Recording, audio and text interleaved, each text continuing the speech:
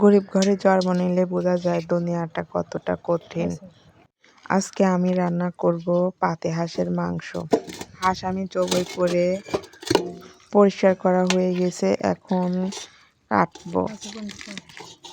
তো চামড়াটা আগে তুলে নিয়ে মাংস বানানো আমার হয়ে গেছে। দেখে মনে হচ্ছে গরুর মাংস।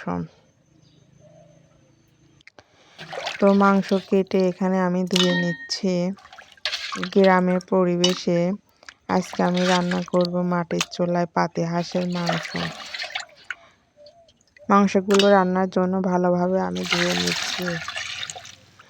আর ওদিক দিয়ে সব কিছু মশলা রেডি করা আমার হয়ে গেছে। আসলে হাঁসের মাংস খুবই মজার, যে পছন্দ করে তার কাছে।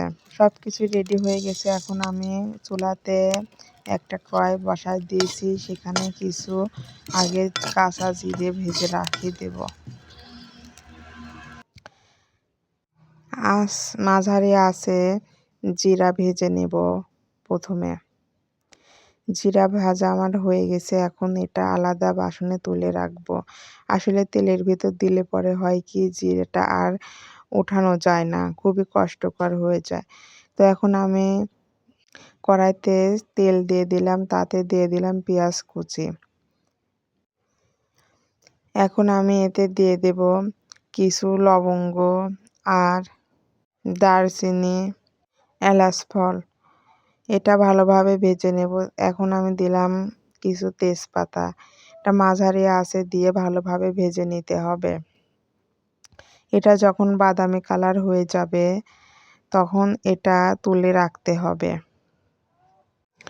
তো এটা আমার ব্রাউন কালার হয়ে গেছে, এখন আমি এটা উঠায়ে রাখবো। এখন আমি আবার কড়াইতে পরিমাণ মতো তেল দিয়ে দেব, তাতে দেব কিছু কাঁচামরিচ। অনেকেই অনেকভাবে রান্না করে, তো আমি এইভাবে রান্না করি। তারপরে আমি এতে দিলাম কিছু রসুন কুচি, কিছু পেঁয়াজ কুচি। এখন আমি এটা আবার মাঝারি আঁচে ব্রাউন কালার করে ভেজে নেব।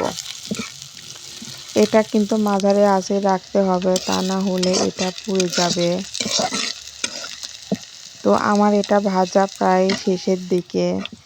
এই যে ব্রাউন কালার চলে এসেছে, এখন আমি এতে দিয়ে দেব মাংসের মশলা, মানে যা যা মশলা লাগে সব কিছু। আদা, জিরে, হলুদ, মরিচ সব কিছু এর ভিতর দেওয়া আছে। এখন আমি পরিমাণ মতো লবণ দিয়ে দিলাম, কিছু পানি দিয়ে দিলাম, দিয়ে এখন এটা ভালোভাবে মেশাতে থাকবো। দিলাম কিছু তেজপাতা। আর এই মশলাটা যত কষানো ভালো হবে ততই কিন্তু রান্নার স্বাদটা হবে।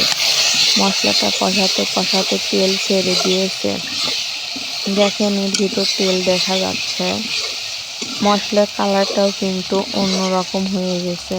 তো যত মশলা কষানো যাবে ততই কিন্তু তরকারি রান্নাও ভালো হবে। আসলে অন্ধকার হয়ে গেল, ধোয়াতে কিছুই ভালোভাবে বোঝা যাচ্ছে না। মশলা কষানো আমার হয়ে গেছে, এখন আমি দিয়ে দিলাম একটু ধুয়ে রাখা মাংস। মাংস দিয়ে আমি এখন ভালোভাবে নাড়াচাড়া করে নেব।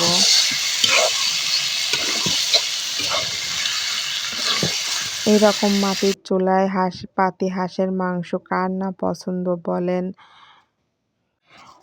বেশিরভাগ মানুষই, আমার মনে হয় ৮০% লোকই হাঁসের মাংস পছন্দ করে। মাংস কষানো আমার হয়ে গেছে, এখন আমি এতে কিছু নতুন আলু যোগ করেছি, কারণ আলুটা আমার বেশি পছন্দ। তারপরে যেহেতু নতুন আলু শীতের সময়, আর এতে আগে থেকে যে জিরা পেঁয়াজ ভাজি রেখে দিয়েছিলাম সেটা অ্যাড করে দিয়েছি। এই যে আমার মাংস রান্না হয়ে গেছে। কালারটা কেমন হয়েছে মাংসে, আর রান্নাটা আমার কেমন হয়েছে সবাই কিন্তু কমেন্টে জানাবেন। দেখতে যতটা সুন্দর হয়েছে, খেতেও কিন্তু অতটাই মজা লাগে।